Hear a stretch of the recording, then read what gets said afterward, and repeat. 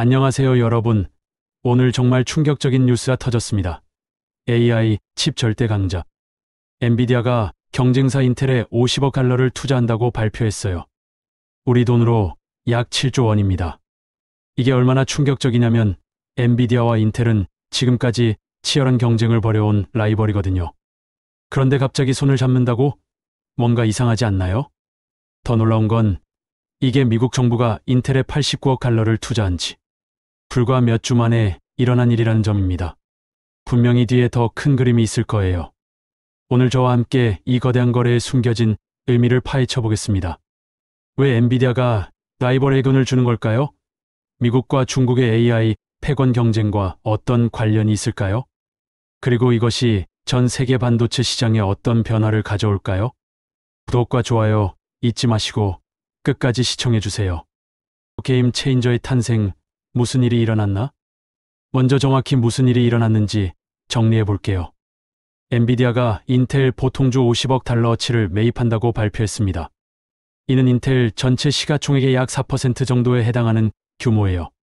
엔비디아는 이제 미국 정부에 이어 인텔의 두 번째 대주주가 되는 거죠. 이 소식이 발표되자마자 인텔 주가가 25%나 급등했어요. 하루 만에 시가총액이 300억 달러 이상 증가한 거죠. 반면 엔비디아 주가는 약간 하락했는데 투자자들이 왜 경쟁사에 돈을 주나 하고 의아해했기 때문이에요. 하지만 이건 단순한 투자가 아닙니다. 두 회사는 맞춤형 데이터 센터와 개인 컴퓨팅 제품을 공동 개발하기로 합의했어요. 구체적으로는 엔비디아의 AI 칩과 인텔의 CPU를 결합한 새로운 서버 솔루션을 만들 계획이라고 해요. 웨드부시 증권에 된 아이브스 애널리스트는 이를 인텔을 AI 게임의 중심으로 끌어들이는 게임 체인저라고 평가했습니다. 그동안 AI 분야에서 뒤처져 있던 인텔이 단숨에 주류로 복귀할 수 있는 기회를 얻은 거죠. 그런데 여기서 중요한 질문이 생겨요. 왜 엔비디아가 이런 선택을 한 걸까요? 지금까지 혼자서도 충분히 잘해왔는데 말이에요. 숨겨진 배경, 미국 정부의 그랜드 전략. 이 거래의 진짜 배경을 이해하려면 몇 주 전에 일어난 일을 봐야 해요. 미국 정부가 인텔에 89억 달러를 투자했거든요. 이는 CHIPS and Science Act의 일환으로 미국 내 반도체 제조 역량을 강화하기 위한 조치였어요. 트럼프 행정부는 중국과의 기술 패권 경쟁을 최우선 과제로 삼고 있어요. 특히 AI와 반도체 분야에서 중국을 견제하려는 전략이 명확합니다. 문제는 현재 미국이 반도체 제조에서는 뒤처져 있다는 점이에요. 현재 글로벌 반도체 파운드리 시장을 보면 대만의 TSMC가 54%, 한국의 삼성이 17%를 차지하고 있어요. 미국의 인텔은 8% 정도밖에 안 되거든요. 이게 미국 입장에서는 심각한 안보 위협으로 인식되는 거죠. 특히 TSMC는 대만에 있는 회사인데 만약 중국이 대만을 점령하면 어떻게 될까요? 미국의 AI와 국방 산업이 마비될 수 있어요. 그래서 미국은 반드시 자국 내에 강력한 반도체 제조 역량을 구축해야 하는 상황입니다. 엔비디아의 젠슨 황 CEO도 이런 상황을 잘 알고 있어요. 그는 최근 인터뷰에서 미국의 기술 주권을 위해서는 국내 반도체 생태계가 강해져야 한다고 말했어요. 즉, 엔비디아도 장기적으로 미국 내 제조 역량에 의존할 수밖에 없다는 걸 인정한 거죠. 여기서 인텔의 역할이 중요해집니다. 인텔은 미국 내에서 가장 큰 반도체 제조 시설을 보유하고 있거든요. 오하이오, 애리조나, 뉴멕시코 등의 대규모 팹을 운영하고 있어요. 그런데 문제가 있어요. 인텔의 제조 기술이 TSMC나 삼성에 비해 뒤처져 있다는 점입니다. 특히 최첨단 공정에서는 1에 2년 정도 기술 격차가 있어요. 이 때문에 엔비디아도 지금까지 TSMC에 의존해왔던 거죠. 전략적 동맹의 진짜 의미 웬문인가? 그렇다면 이번 투자는 정말 양쪽 모두에게 이익이 될까요? 하나씩 분석해 보겠습니다. 엔비디아 입장에서의 이익. 첫째, 공급망 다변화입니다. 지금까지 엔비디아는 TSMC에 너무 의존해왔어요. TSMC가 문제가 생기거나 중국이 대만을 위협하면 엔비디아도 큰 타격을 받을 수밖에 없죠. 인텔과의 파트너십을 통해 이런 위험을 줄일 수 있어요. 둘째, 미국 정부와의 관계 개선입니다. 트럼프 행정부는 아메리카 퍼스트 정책을 강하게 추진하고 있어요. 엔비디아가 미국 기업인 인텔에 투자하는 것은 정부 정책에 부합하는 행동으로 평가받을 수 있죠. 셋째, 새로운 시장 기회입니다. 인텔의 CPU와 엔비디아의 GPU를 결합한 통합 솔루션을 만들면 데이터 센터 시장에서 더 강력한 경쟁력을 가질 수 있어요. 인텔 입장에서의 이익. 첫째, 자금 확보입니다. 인텔은 최근 몇 년간 실적이 부진했어요. 특히 모바일과 AI 분야에서 완전히 뒤처졌죠. 엔비디아의 투자로 필요한 자금을 확보할 수 있어요. 둘째, AI 시장 진입 기회입니다. 인텔은 그동안 AI 칩 시장에서 거의 존재감이 없었어요. 엔비디아와의 협력을 통해 이 시장에 본격 진입할 수 있는 기회를 얻었죠. 셋째, 기술 격차 해소입니다.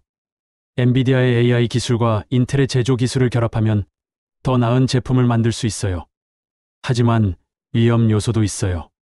인텔 입장에서는 엔비디아에 종속될 위험이 있고 엔비디아 입장에서는 경쟁사를 강화해주는 결과가 될 수 있거든요. 그럼에도 불구하고 양쪽 모두 이 거래를 추진하는 이유는 뭘까요? 바로 중국이라는 공동의 위협 때문입니다. 4부 중국 견제 전략의 핵심. 이번 투자를 제대로 이해하려면 중국의 AI 발전 속도를 봐야 해요. 중국은 정말 무서운 속도로 AI 기술을 발전시키고 있거든요. 바이두의 어니봇, 바이트댄스의 코즈, 알리바바의 통이치앤원 등 중국의 AI 모델들이 급속도로 발전하고 있어요. 특히 어떤 분야에서는 GPT-4에 근접하는 성능을 보여주고 있다고 해요. 더 심각한 건 중국이 자체적인 반도체 생태계를 구축하고 있다는 점입니다. SMIC는 이미 7나노 공정을 양산하고 있고 5나노도 곧 상용화할 예정이에요. 화웨이의 키린 9000S 칩이 대표적인 예예요. 이 칩은 SMIC의 7나노 공정으로 만들어졌는데 미국의 제재를 받고도 이 정도 성능을 낸 것은 정말 놀라운 일이에요.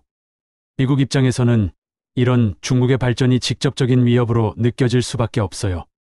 특히 군사 분야에서 AI가 핵심 기술로 부상하고 있는 상황에서 말이죠. 트럼프 행정부는 이미 중국의 주요 AI 기업들에 대한 제재를 강화하고 있어요. 바이트댄스, 텐센트, 알리바바 등이 대상이죠. 하지만 제재만으로는 한계가 있어요. 미국 자체의 기술력을 높여야 진짜 경쟁에서 이길 수 있거든요. 이런 맥락에서 엔비디아, 인텔 투자를 보면 의미가 달라져요. 이건 단순한 기업 간 투자가 아니라 기술 냉전의 일환인 거죠. 중국도 가만히 있지 않을 거예요. 이미 국가적 차원에서 반도체 산업에 1조 위안 약 200조 원 이상을 투자하고 있어요. 중국 제조 2025 계획에 따르면 2030년까지 반도체 자금률을 75%까지 높이겠다고 했거든요. 결국 미국과 중국 사이의 AI 패권 경쟁이 더욱 치열해질 것 같아요. 그리고 이번 엔비디아 인텔 투자는 그 경쟁에서 미국이 선수를 친 것으로 볼 수 있죠. 글로벌 반도체 지형 변화. 이제 이 거래가 글로벌 반도체 시장에 어떤 변화를 가져올지 예측해 보겠습니다. 첫째, 파운드리 시장의 재편이 예상돼요. 지금까지 TSMC가 절대 강자였다면 앞으로는 미국의 인텔도 강력한 경쟁자로 부상할 가능성이 있어요. 특히 엔비디아라는 든든한 파트너를 확보했으니까요. TSMC도 가만히 있지 않을 거예요. 이미 애리조나에 40억 달러를 투자해서 5나노와 3나노 팹을 건설하고 있어요. 미국 시장을 놓치지 않으려는 전략이죠. 삼성도 텍사스에 170억 달러를 투자해서 팹을 짓고 있어요. 결국 미국 땅에서 TSMC, 삼성, 인텔의 3파전이 벌어질 것 같아요. 둘째, AI 칩 시장의 구도 변화가 일어날 수 있어요. 지금까지는 엔비디아가 독주해왔지만 앞으로는 더 다양한 플레이어들이 등장할 것 같아요. 인텔의 겨울이 칩이나 AMD의 인스팅트 시리즈가 더 강해질 수 있거든요. 특히 인텔이 엔비디아의 기술을 활용해서 새로운 AI 칩을 개발한다면 시장 판도가 바뀔 수도 있어요. 셋째, 지정학적 리스크가 더 중요해질 거예요. 기업들이 단순히 성능과 가격만 보고 공급업체를 선택하는 시대는 끝났어요. 이제는 지정학적 안정성도 중요한 고려 사항이 되었죠. 미국 기업들은 가능한 한 미국 내 공급망을 선호할 것이고 중국 기업들도 자국 내 공급망을 구축하려고 할 거예요. 결국 글로벌 공급망이 블록화될 가능성이 높아요. 한국에 미칠 영향도 살펴봐야겠어요. 삼성과 SK하이닉스는 메모리 반도체에서는 여전히 강하지만 시스템 반도체 파운드리에서는 압박을 받을 수 있어요. 특히 미국 정부의 정책적 지원을 받는 인텔과 경쟁해야 하니까요. 하지만 기회도 있어요. 한국 정부도 K반도체 벨트 구축에 510조 원을 투자하기로 했거든요.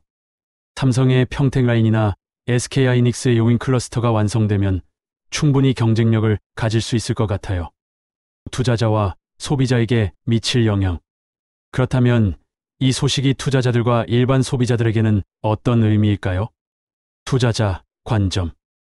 엔비디아 주식을 보유하고 있는 분들은 단기적으로는 약간의 하락을 감수해야 할 수도 있어요. 투자자들이 왜 경쟁사를 도와주나 라고 생각할 수 있거든요. 하지만 장기적으로는 긍정적일 가능성이 높아요. 공급망 안정성이 확보되고 새로운 시장 기회가 창출되니까요.